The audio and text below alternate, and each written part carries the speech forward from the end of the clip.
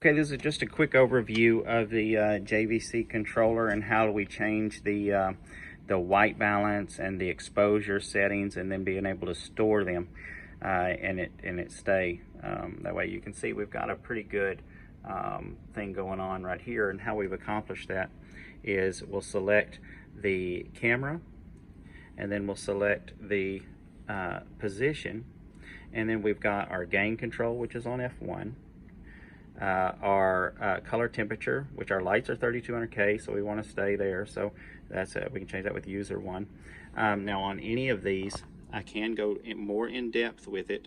If I click on gain here, you can see it gives me a lot of controls here. If I click on the color temperature, we get back to the main menu where we can adjust white balance and the exposure and things here. So to get out of this, we'll just go back home. Now, if I make a change to a setting, it will not store it until, if I've changed anything on here, it will not store it until I enter, but that's not it. I need to come up here to the Store tab. So Store, and then I'm going to store it. I'm already in the position, but I'm actually storing these settings for this camera in this position.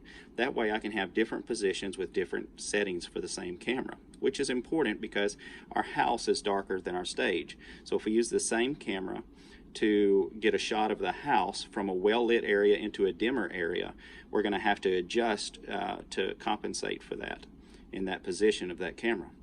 So once we it gets a store button, we want to store it under that position. We want that the position the camera's in plus the settings to be stored. Then we hit enter, and that's that. But make sure we go back to view before we do anything else, or we're going to end up storing something that we don't want to. We actually have to do that for every position. So we've adjusted the cameras, all three cameras, in every the color temperature, the exposure, and everything in every setting, every position.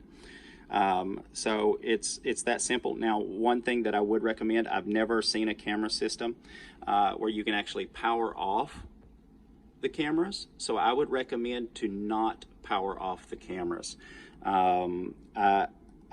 They should save their settings, but when you power them off like this, it's the same as just unplugging them from a receptacle and then maybe putting them in storage and then bringing them back out, plugging them back in, and assuming that they're exactly the way you left them. I would prefer, these cameras are designed to stay on 24/7, so I would recommend leaving them on. Other than that, I think we've got it. I think our next live stream is going to look really, really nice. So any other questions, you can email me, Jerry@bensbergav.com.